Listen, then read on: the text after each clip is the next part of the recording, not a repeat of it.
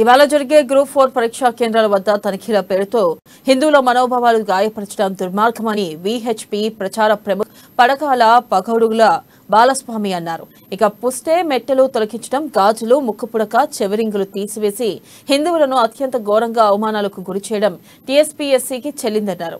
ఇక ముస్లింలకు హిజాబ్ కూడా టచ్ చేయని అధికారులు హిందువులను వేధించడం సరికాదని ఆగ్రహం వ్యక్తం చేశారు. వేసుకున్న దుస్తులు సోదా చేసి తాలిబొట్టు మెట్టెలను తొలగించడం హేయమైన చర్య అని మండిపడ్డారు. తనిఖీల పేరుతో నగలు తొలగించి హిందువులను అవమాన పాలు చేస్తే అధికారులపై మహిళలు తిరుగుబాటు చేయాలని బజరంగ్ దళ్ పిలుపునిస్తున్నట్లు చెప్పారు. ఎక్కడ ఎవరికి ఇబ్బంది కలిగినా విశ్వ హిందూ పరిషత్ బజరంగ్ దళ్ ను సంప్రదించాలని తెలిపారు.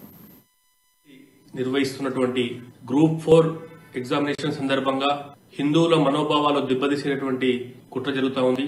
గతంలో కూడా ఇలాంటి కుట్రలు చాలా జరిగాయి. హిందూ మహిళలు పరీక్షలు రాసే సమయంలో చెకింగ్ పేరుతో తాలిబొట్టు, మెట్టెలు, గాజులు, అత్యంత గౌరవకరమైనటువంటి సంప్రదాయానికి ప్రతీకగా ఉన్నటువంటి పుస్తె మెట్టెలు తొలగించడం అనేది హిందువుల మనోభావాలు గాయపరచడమే. కాబట్టి పరీక్ష నిర్వాహకులు కావచ్చు, టీఎస్పీఎస్సీ చైర్మన్, సెక్రటరీ గారికి విశ్వ హిందూ పరిషత్ డిమాండ్ చేస్తా ఉంది.